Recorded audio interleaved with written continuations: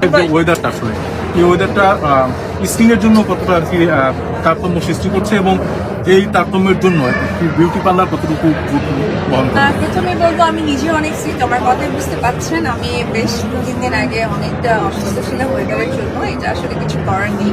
তবে আমি বলবো যে পার্লার শুধুমাত্র ওয়েদার না, অল টাইম মানুষকে নতুন করে প্রেজেন্ট করে। কারণ আপনি যখন এই 2-4 দিন 5 দিন আমরা প্রচুর ওয়ার্ক করছি, তখন আমাদের অনেক বেশি হয় যে আমরা অনেক বেশি টায়ার্ড হয়ে যাই।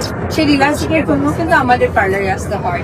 এবং পাশাপাশি যেটা হয় যে আমাদের চুল অনেক খুশবু হয়ে গেছে, আমরা ওইটাকে আরো মসৃণ করবো, নিজেকে নতুনভাবে প্রেজেন্ট করবো, সেগুলো পার্লারে আসতে হয়। শুধু ওয়েদার চেঞ্জের জন্য পার্লার না, পার্লার আসলে লাইফস্টাইলের একটি পার্ট।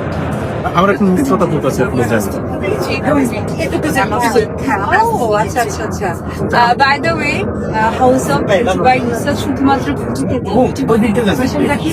আরো এনহান্স করার জন্য তারা কিন্তু আর রেস্টুরেন্টে চলে যাচ্ছে ডক্টর এবং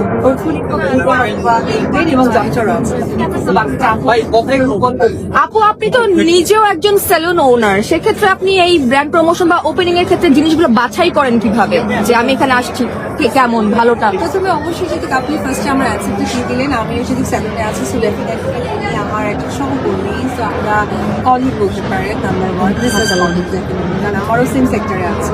সো এখন কলিগকে আর কলিগ সাপোর্ট করবে, এটা হচ্ছে ফার্স্ট। অ্যান্ড সেকেন্ডলি আমি বরাবরই এক কথা বলে আসি, আপনারা দেখে থাকবেন, আমি মেয়েদেরকে অনেক সাপোর্ট করতে পছন্দ করি। সো আমি যখন কোনো মেয়ের পাশে যেতে পারি, তখন মনে হয় যে আমি বিগত যে কাজ করছি সেই সার্থকতা দিতে পারি। আর ডেফিনেটলি যখন আমি দেখছি সুন্দর লাক্সারিয়াস হতে পারি, যে কেন নয় আপনি। আপু, এই যে সাপোর্টিং এর একটি কথা বলেন যে আপনি সবসময় মেয়েদেরকে বা যারা উদ্যোক্তা আছে সবাইকে সাপোর্ট করেন, কিন্তু আমরা দেখতে পাই অনেক সময় কিন্তু একজন উদ্যোক্তা আরেকজন উদ্যোক্তাকে আসলে সাপোর্ট করে না। আবার অনেক সময় দেখা যাচ্ছে একজন মেয়ে আরেকজন মেয়েকে ঈর্ষা করে। এটার ক্ষেত্রে আপনি কি বলবেন? এটা আসলে এক একটা ব্যক্তি মানুষের বহু প্রকাশ, সে বিষয়ে তো আমি কোনো ব্যাখ্যা দিতে পারবো না। তবে আমার কাছে মনে হয় যে আমরা প্রত্যেকটা মানুষকে যদি সাপোর্ট না করি, এই পর্যন্ত আসাটা কখনোই সম্ভব না।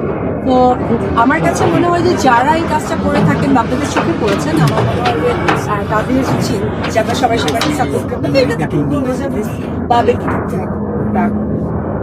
দিদি, একটু জানতে চাই আসলে আমরা 2 দিন আগে আপনাকে দেখেছিলাম যে জয় আপনাকে একটু উপহার দিয়েছিল মা দিবসে। সংকটের কাছে আরো অনেক নায়িকা আছে, আপনার কেন মনে হলো যে তার হাত ধরে আপনার এই ব্রাঞ্চটা আসলে ওপেনিং?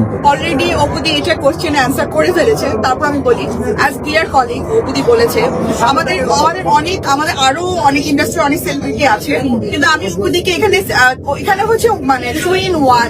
অপুদি হচ্ছে আমার ঢালিউড কুইন, অলসো অপুদি ইজ মাই কলিগ। তো সেই জায়গা থেকে অপুদিকে আমার এখানে না, আমি মনে করেছি অপুদির চেয়ে বেশি আমাকে আজকে কেউ রিলেট করতে পারবে না বিকজ অফ অপুদি।